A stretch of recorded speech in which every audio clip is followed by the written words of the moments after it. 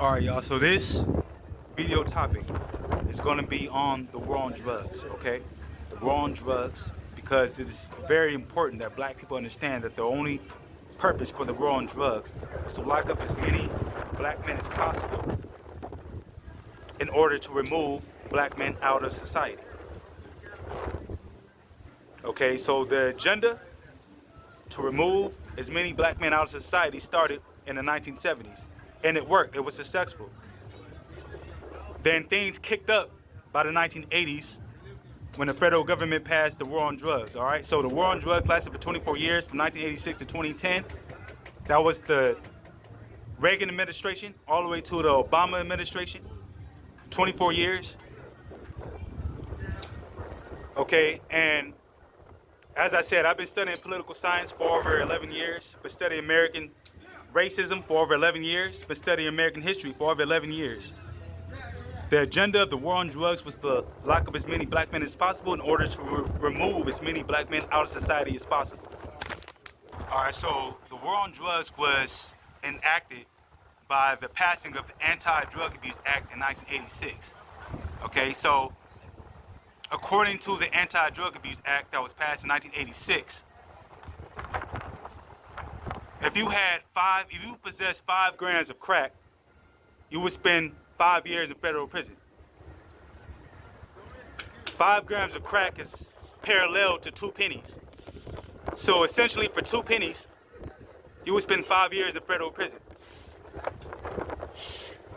Now, in order to spend 5 years in federal prison for powdered cocaine, okay, you needed to have 500 grams. 500 grams of powdered cocaine will put you in federal prison for 5 years. But 5 grams of crack cocaine will put you in federal prison for 5 years. And again, 5 grams of crack is the same as 2 pennies.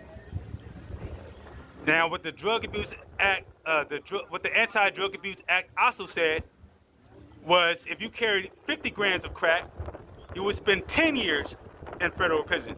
Now remember, 50 grams of crack weighs the same as a candy bar. So essentially, for having a candy bar, you would spend 10 years in federal prison.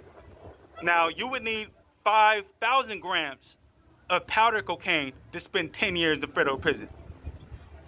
And this is how so many black men were being incarcerated. This is how many black men were being locked up because of the difference in how crack was being criminalized versus powder cocaine.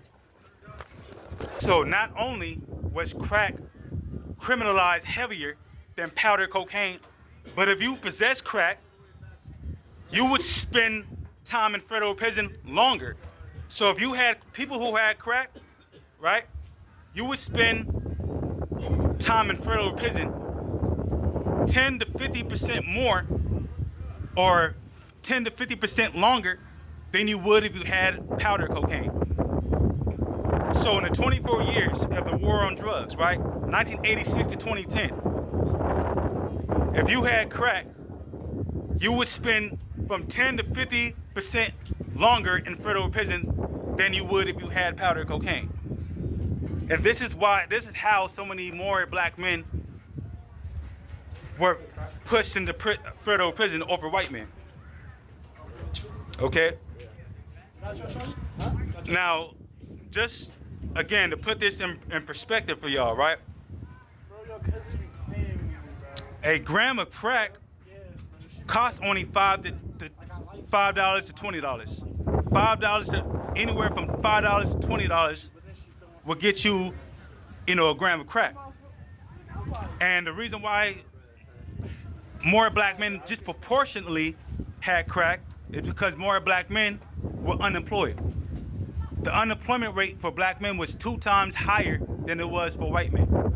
So more black men needed to sell crack in order to put food on the table. More black men needed to sell crack in order to put clothes on our back. More black men needed to sell crack in order to put a roof over our head, because we had the higher unemployment rate because of systematic racism that intentionally unemployed black men and put black men in a desperate position. So black men needed to do what they had to do quickly. A gram of crack was easier to possess. Like I said, a gram of crack will cost you anywhere from $5 to $20. You know, you grab that, sell that, flip that, you'll be on. You know, in order to have a gram of a powder, you know, that will cost you anywhere between $50 to $100. So, you know, that it was a little harder to get, you know, but that's what was used to mass incarcerate black men. All right. Now, remember, a gram of crack or a gram of powder weighs the same as a paper clip or a dollar bill. So none of this shit had anything to do with drugs. None of this shit had anything to do with crack. None of this had anything to do with public safety. It was all about mass incarcerating black men, aka removing black men out of society. Okay, now in the year 1996, it was published in the Journal of the American Medical Association that the sociological and psychotropic effects of crack and powder were equal. They were the same. Doctors knew this a long time ago. This was documented a long time ago. This was published, like I said, back in 1996. And there were other studies and, you know, information out there, documents out there showing that there was no different, no mental difference, no, you know, there was no difference in the outcome from using crack and powder. No difference. So in other words, there was no reason for the media to go so hard in criminalizing crack.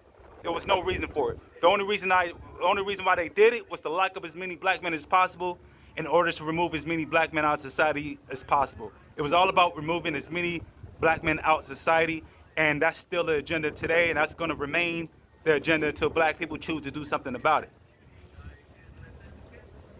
Until black people do something about it, mass incarceration, aka the removal of black people, will continue, and it's going to get worse.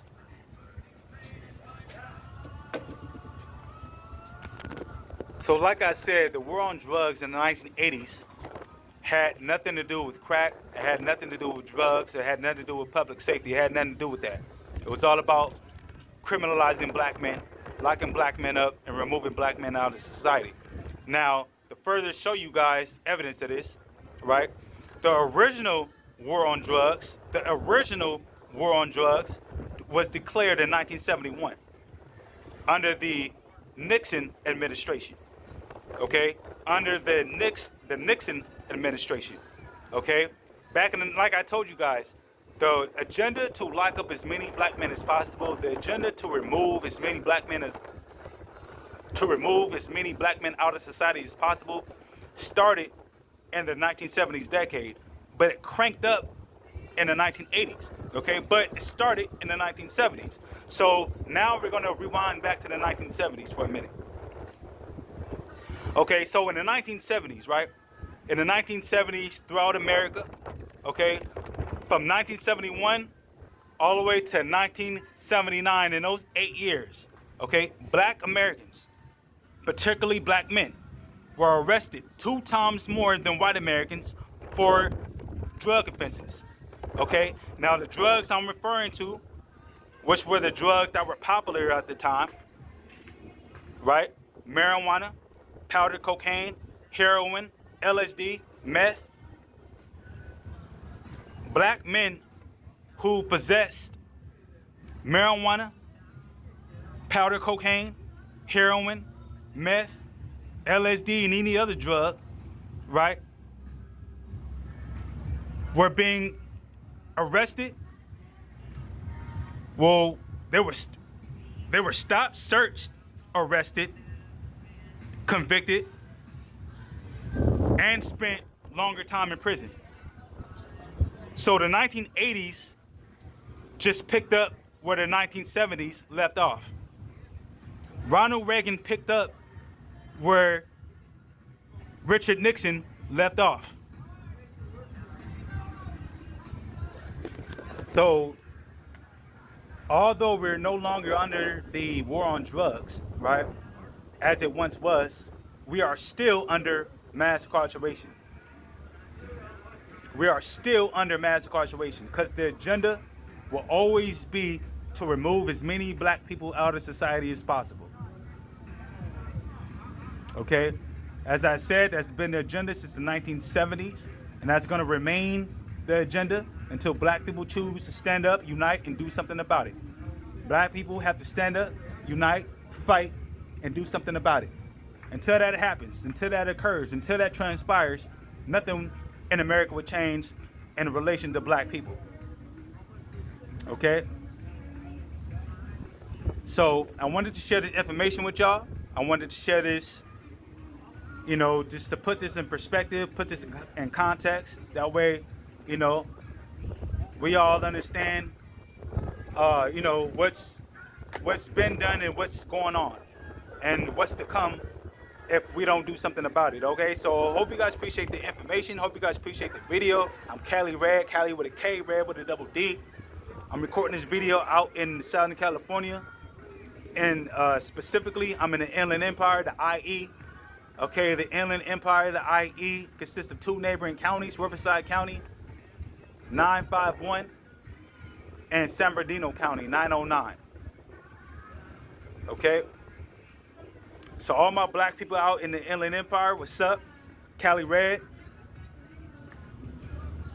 All right, so until the next video, black people, I love you. Be safe, stay blessed. Black power.